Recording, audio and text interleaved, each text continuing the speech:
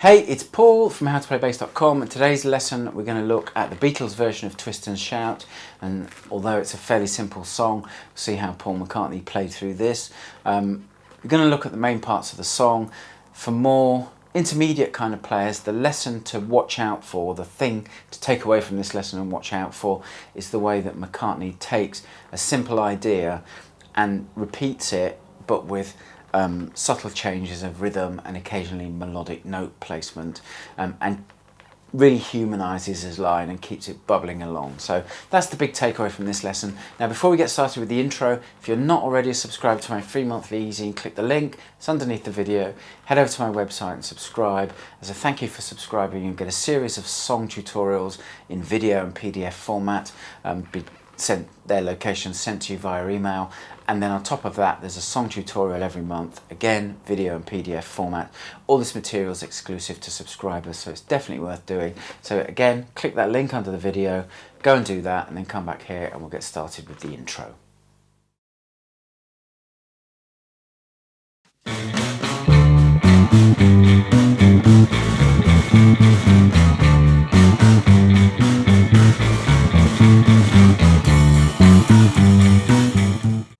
Just heard the intro 4-bar section being played along with a slowed down backing track.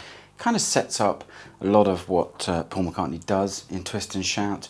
Basically, we've got this 2-bar pattern repeated twice.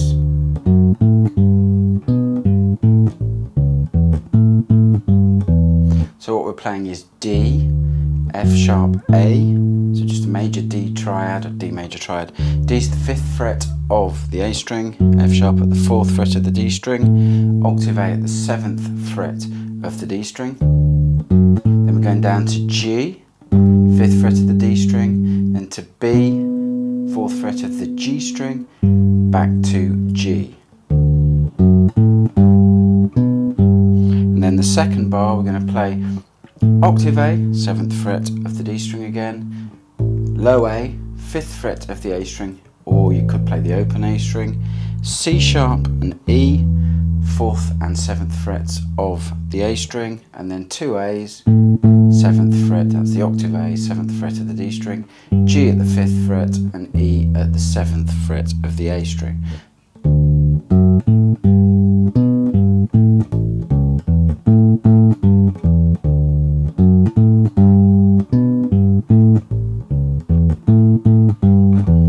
Pattern's also used in some of the verses, and with subtle variations, either rhythmic variations or with slight note variations, which we'll see in a second. So that's the 4-bar intro pattern. So play it through slowly. Get it under your fingers, and we'll move on and we'll look at a pattern you can use for verse 1.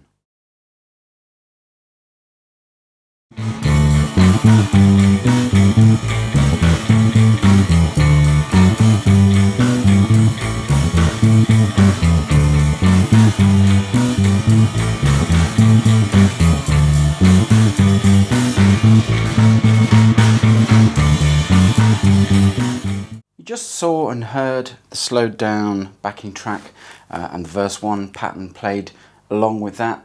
Now, if you've learnt the intro thoroughly, this verse section will be easy to pick up because it's based on the 2-bar pattern we used in the intro, repeated 3 times, and then there's the last 2 bars of verse 1, we've got a different pattern. So we've got this pattern played 3 times.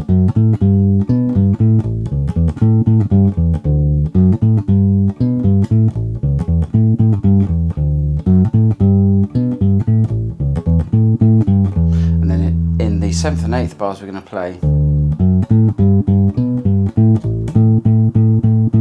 So what we're going to do is we're going to play first 3 notes as before, D, F sharp, A.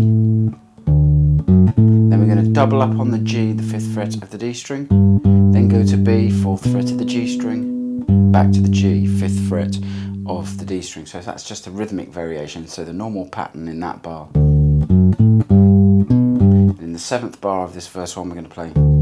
And then the 8th bar we're going to hit the octave of A, 7th fret of the D string, down to the low A, 5th fret of the A string, or the open A, depending on your preference, and then we're just going to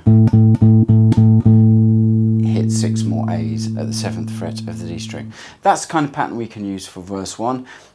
Let's move on and look at verse 2 kind of pattern, which again is built around this kind of melodic framework, but we've got some subtle variations of rhythm and of note placement as well. So let's move on and look at verse 2.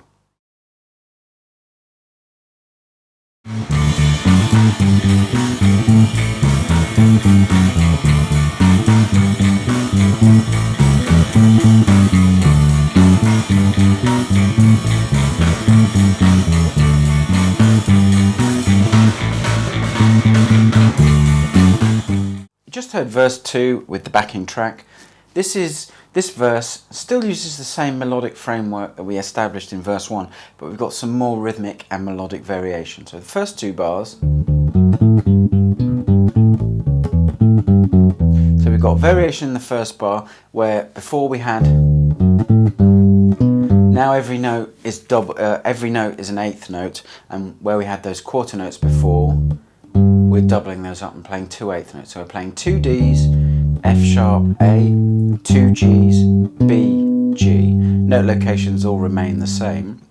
The second bar we're going to play from the octave A down to the low A, C sharp, E as before, and then we're going to play A, G, F sharp, E. A, G, F sharp, 7th, 5th and 4th frets of the D string, E is the 7th fret of the A string. That's the first 2 bars. The next 2 bars are almost identical. The first bar again, we're all in eighth notes. And then the slight variation comes in the last 4 notes. We're going to play the high A, the low A, C sharp, E, and then we're going to play 2 A's, 2 octave A's, G and F sharp. So in the previous bar we went, this time we're going to play, so slightly different variation. The next 2 bars we're going to play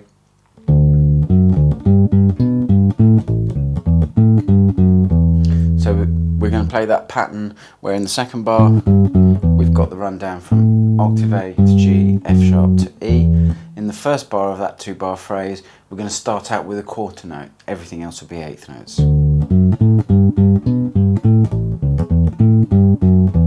Okay, and then the last bar of this section we're going to play back to the normal pattern with quarter notes with the D and the G chords, quarter note, eighth note combination, and then in the last bar we're going to go from the octave A, 3 low A's, again 5th fret of the E string or the open A string, and then 3 A's and a G, the 5th fret of the D string, and the A is the 7th fret of course. Those are the kind of things you can do to add some rhythmic and melodic variety to the line in the verse. You repeat those sections, make similar variations if you'd like to. The next section that we need to look at is the section under the kind of the guitar riff. So let's move on and look under that section.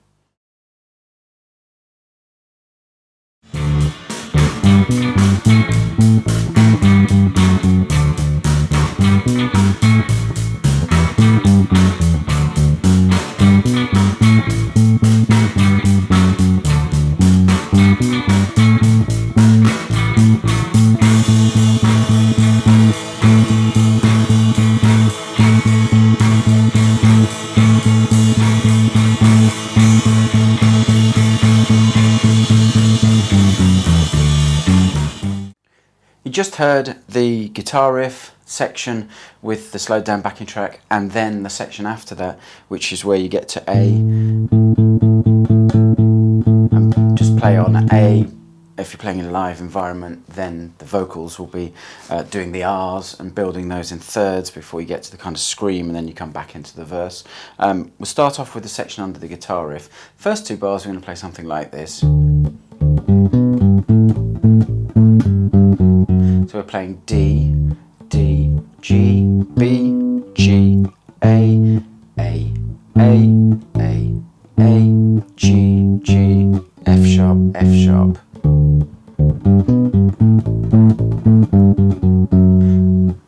Next bar, very similar. We're going to play, next 2 bars rather, we're going to play.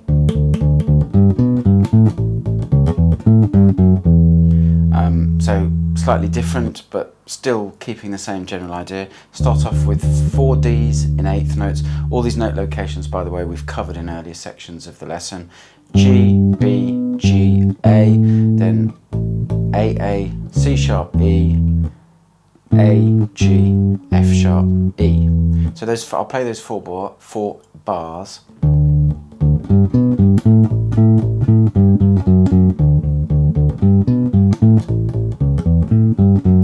Okay, next 2 bars we're going to play.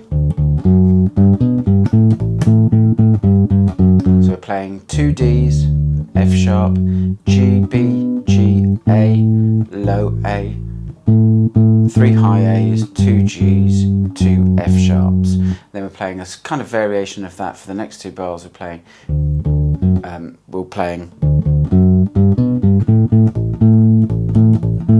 so what we're going to play is 2 Ds, F sharp, G, B, G, A, low A, low A, low A, and that will take you to the R section. I'll just play that second 4 bars.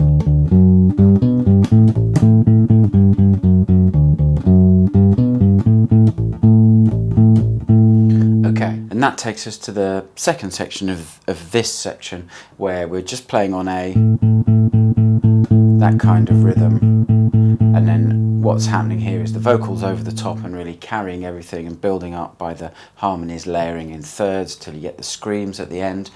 So we've got 4 bars where we play this rhythm. This is A. Then in the 5th bar we just play 8th notes as we're building to the scream, and then the last bar we're just playing that rundown at the end of that last bar, A, G, F sharp, E, before we get back to the verse and that normal pattern. So those are the main parts of the song. The only other thing we need to look at is the second time round when we come into that section, and then it goes out on a chromatic climb up, was kind of the ending of the song. So let's just go and look at that section very quickly.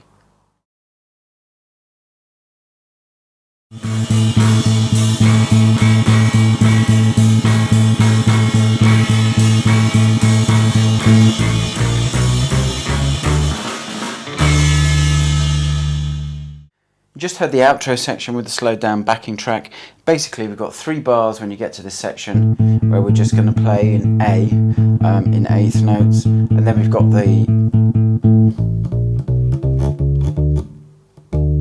that run up in quarter note triplets.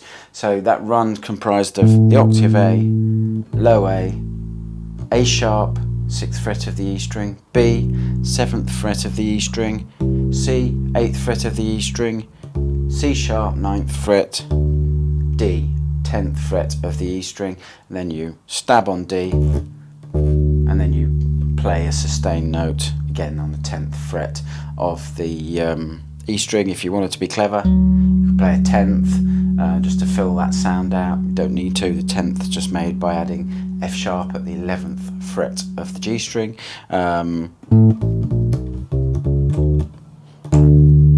That's the kind of rhythm of that section. Those are the main parts of the song. You put them together. You have to work through the song, play through with the original, play through in a band context with the band.